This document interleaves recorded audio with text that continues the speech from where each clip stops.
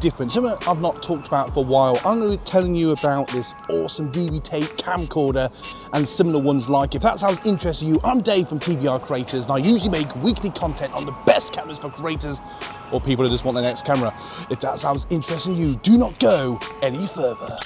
So in today's video, I'm going to be looking at some awesome camcorders from way back in the day. I started in the background of sort of point and shoot cameras, DV tape cameras, whatever you want to call them. And this was basically my first camera I had myself. It was a DV tape camcorder from back in the day. And I come from a background of point and shoot cameras. And even today, when I've used mirrorless cameras, or even now the DJI Pocket 3 that I'm using today, I've always liked cameras that are easy to use. You don't have to mess around for hours with settings and you can just crack on. That's what I love about all these cameras. So this back in the day, just like I expect to have now, had a really nice flip screen. I don't think it was a touch from what I remember. And sadly, I have no idea what the plug is, so I can't turn it on. But it had all the cool settings on the side, I don't know if you can sort of see that. And from there, reverse the tape, you can rewind the tape. God, I think my brain hasn't said that for such a long time, I forgot what you call it. But what you basically used to do is open the bottom, and a bit like a transformer, it would be like, and I used to love the sound on that, but sadly, I don't know where the plug is. Perhaps at some point, if I can, I'll try and find a plug and maybe turn it into a short or something. But I used to love that, and used to put your little DV tape, and before then, we had what was known as High 8. So put in the comments below if you remember High 8, and smash like if you're getting the value.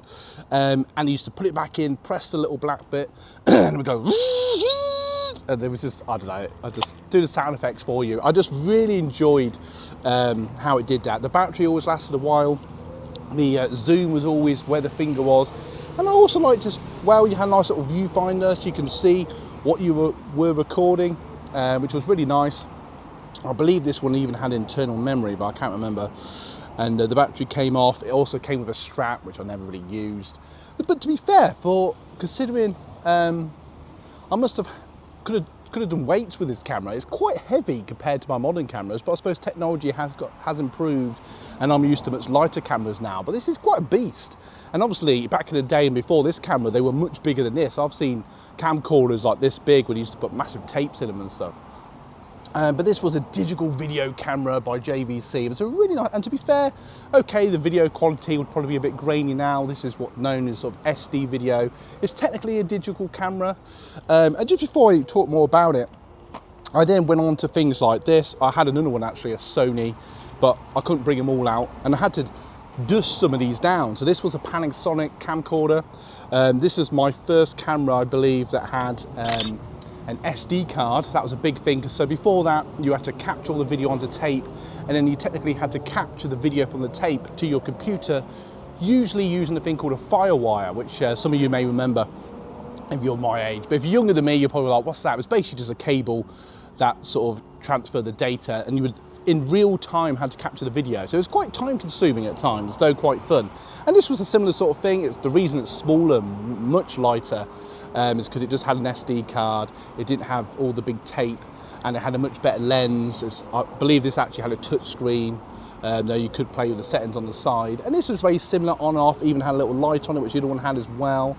And had different ports. You can connect it to a telly, still in HDMI. So this was technically a HD camera, but it was still quite basic. But I use this for making like films with family and friends, and I had some great adventures with this. And then right at the end of my sort of camcorder journey, if you will, I had this, which was, I decided that Canon was the way forward. I had a Canon SLR at the time, and I just thought that was the direction I wanted to go in. So just before I got my M50, about a year or so before, I got this amazing Canon. It's called the Canon HFR 806, which is a bit of a mouthful, if I'm honest. But this is a brilliant HD camera, really nice little. And all these cameras had little microphones underneath the lens, and they weren't bad. To be fair, they all recorded quite well audio, as long as it wasn't windy. But again, it had a really nice, much bigger touch screen on the front, much more easier. SD card on the side, all the same. You could even attach headphones to it, so you could listen what your sound was like, which is quite handy. And I believe you could put different size batteries if you want to record for long periods of time. Easy access record button. And to be fair, you probably, before you even ask it, you probably could use this even now if you wanted to make videos with this sort of camera. if you wanted to start where I started with camcorders. Obviously nowadays it's all about phones and mirrorless cameras, but you know, if you found one of these for sort of £100–200, I think this cost me about £250 in a day. But you could probably still get one of these for about 100 or 200. And these are still brilliant cameras. They're still recording really crisp video, and it holds its own. It's got stabilization, so it really does hold the video well. But you know, these just give me a bit of a flashback to better times.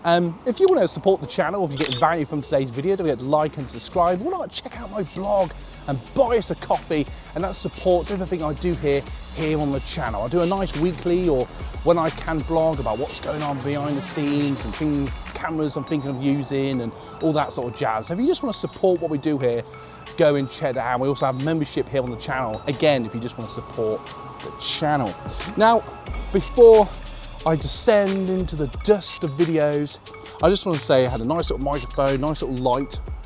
I believe one of these cameras even had night mode. This had a light as well. And it was just, this was just a day when things were simpler but more complex at the same time. So put in the comments below if you ever had one of these camcorders, or what your journey was with these. It'd just be really interesting to hear your stories.